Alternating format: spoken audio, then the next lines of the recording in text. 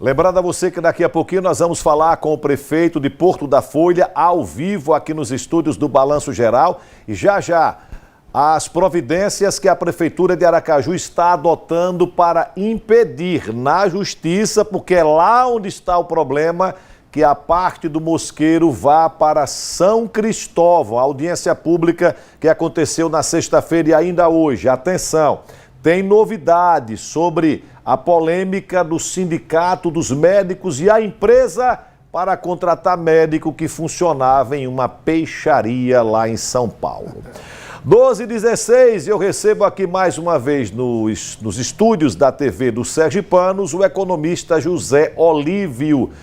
Boa tarde para você. Boa tarde, Fábio Henrique, tudo bem? Tudo em paz. Aliás, encontrei o secretário Zeca da Silva. Meu amigo Zeca. Nosso Zeca amigo me Zeca. disse, olha, toda segunda-feira eu não perco o Balanço Geral para ver os comentários de José Olívio. Zeca, um abraço para você. Ele me contou outras coisas mais que eu não vou revelar de outrora. aqui. De outrora, né?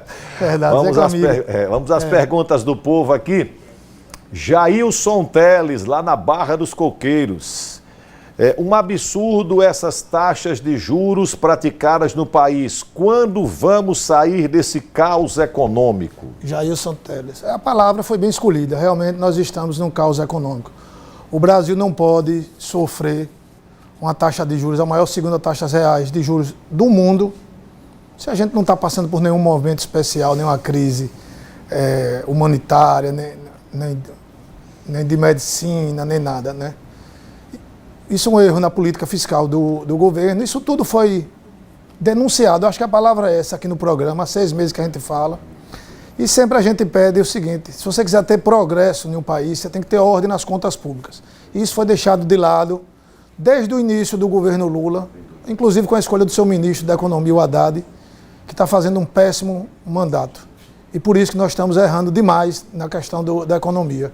E pagamos 1 trilhão de juros, e o Estado deixa de chegar nas pessoas mais carentes pelo erro gritante. Mais perguntas? Abra aqui o telão. Rafaela Santos, lá da Coroa do Meio. Assistimos o assassinato de uma autoridade em plena luz do dia em São Paulo. Isso interfere na economia? Acho que ela quis se referir ao assassinato do delegado aposentado lá em Praia Grande, no litoral de São Paulo.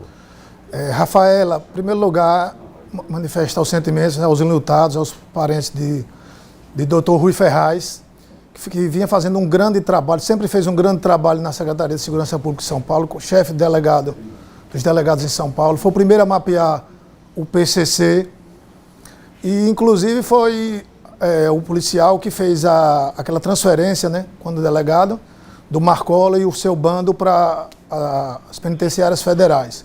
E aí veio o quê? Quando a gente fala da ineficiência do Estado, chegou nele.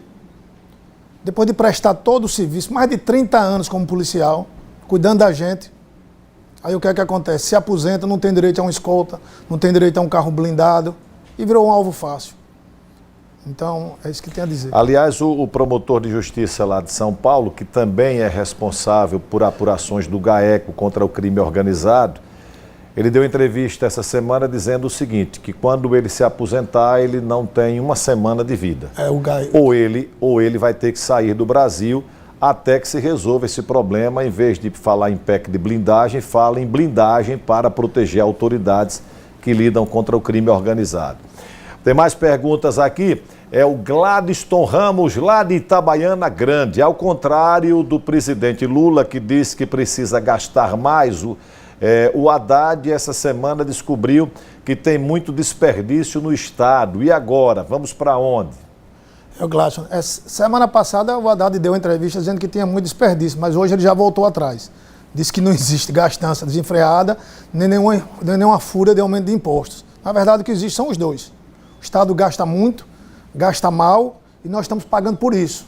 Já foram empilhados 25 novos impostos na economia, o que derruba qualquer ambiente de negócio e o futuro da nação. Ou seja, nós estamos diminuindo os investimentos na economia à medida que o Estado vai aumentando na economia. É o passo a passo do comunismo. Mais perguntas aqui, abre o telão. Vamos lá, o telão do Balanço Geral.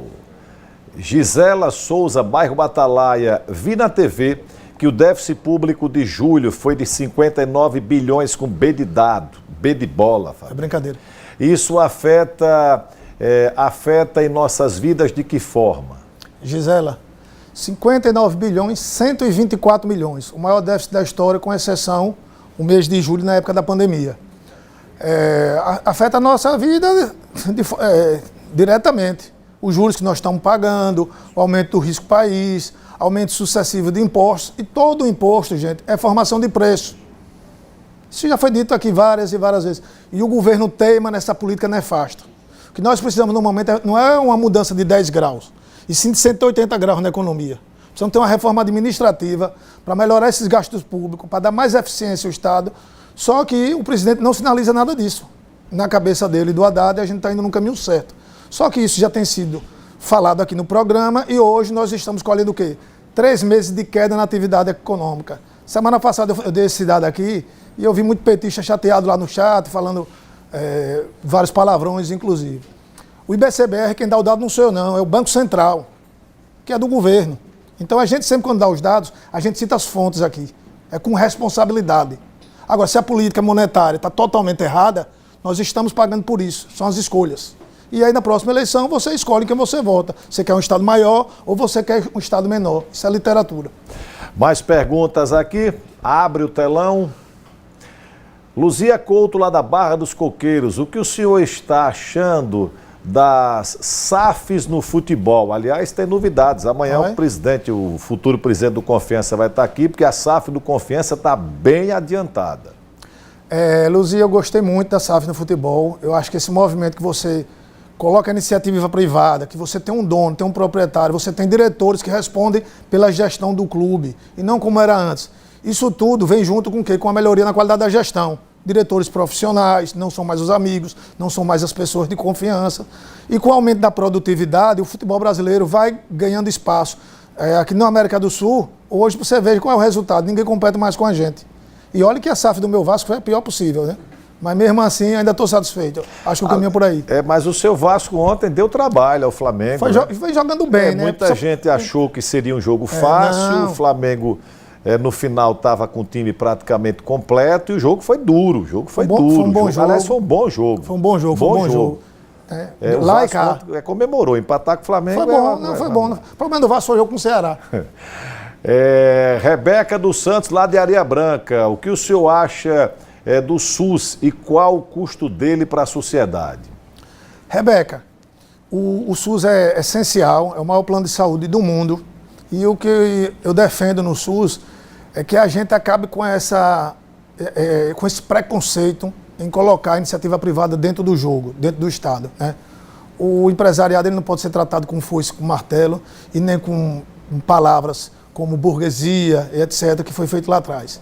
Então eu acho que hoje a gente tem uma capacidade ociosa das empresas privadas, tanto educação quanto saúde, mas no caso aqui é saúde.